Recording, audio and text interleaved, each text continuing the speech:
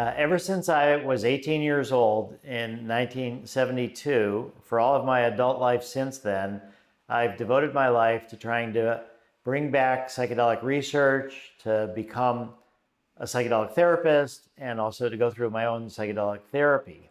In 1986, I started MAPS, the Multidisciplinary Association for Psychedelic Studies, as a nonprofit psychedelic pharmaceutical company that would also do public education and drug policy reform, because I felt that the psychedelics had been very much suppressed, and MDMA had just been criminalized in '85, but they had an incredible amount of therapeutic potential.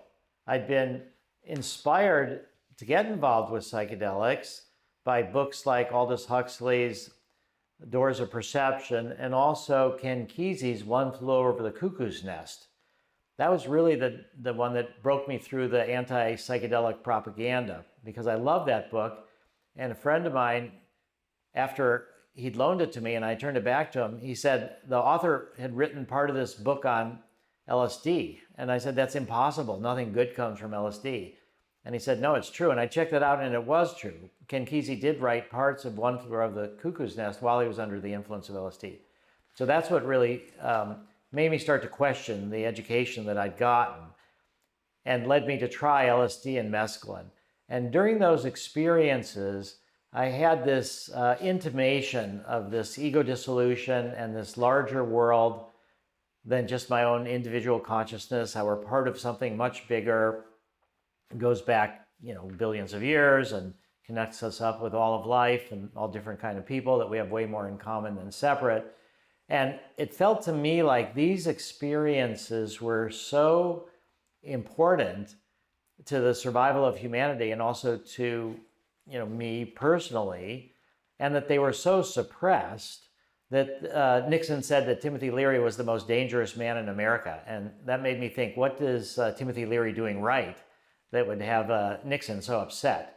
And I felt it was a lot of this sense of how we're all connected, and that would undermine a certain kind of racism, prejudice, fundamentalism. And so basically at 18 years old, I decided to devote my life to psychedelics for what it could do for me and others in the world. In 1984, I actually had an opportunity to work with a friend whose partner was dying of cancer. And it was very, very difficult for him. And he was in great pain. And he wanted to be able to sort of express kind of farewell. But he was on such a large amount of opiates that he was basically tranquilized and wasn't really able to do much in the way of communicating. And so my friend said to me, how do we address this? And I said, well, let's try MDMA. And MDMA is methylene dioxymethamphetamine, so it has stimulant properties of methamphetamine. So what it did is it synergized with the opiates, better pain control than the opiates alone, and it woke him up from this narcotic stupor.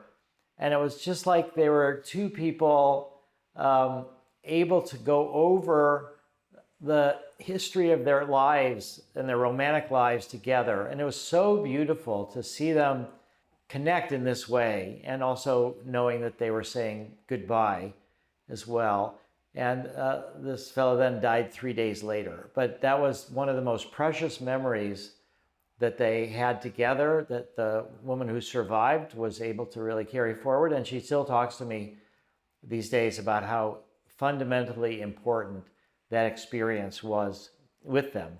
I had one other experience that sticks in my mind a lot. It was a friend of mine, and her father was dying of cancer in his 50s, and she was very close to her father, and they also decided to do MDMA together. And during this experience, the father really got this sense that he was so focused on the time that he wasn't going to have, that every moment that he did have was painful, sad, depressed, and that he realized that what he should do is that he was still alive. He wasn't dead yet, that he could focus on the time that he did have and live as fully as he could. And that changed his mood so much that he was able to go on and really enjoy the time that he had with his family.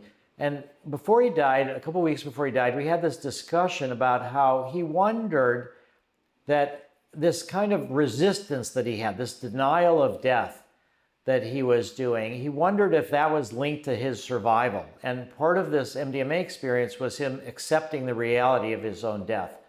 And so he just was wondering, did that mean that he would die sooner? And then we talked about how he'd actually outlived the time frame that his doctors had given him, and he enjoyed his life more. And he realized that accepting the reality of death doesn't mean that you'll die sooner. And in fact, because he enjoyed his time more with his daughter, with his family, that probably helped him to live even longer.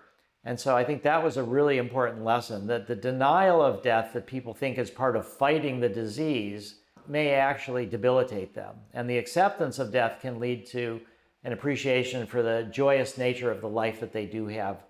And you can sort of take celebration out of tragedy and make these moments, make the best of the moments that we do have. And so I think the use of MDMA one day, and other psychedelics, of course, psilocybin, LSD, in hospice settings, in end of life, will be tremendous. I also think early on, when people get diagnosed with cancer or some other life-threatening illnesses, that psychedelic experiences them to get them into this place of acceptance and appreciation and celebration, to take away a lot of the fears and anxieties, that there's going to be a lot of use of psychedelics to help facilitate the dying process. And also, as they say, once you're born, you start the dying process. I do think that throughout the lifespan, these experiences will have tremendous potential, and we can weave them into a lot of different therapeutic approaches.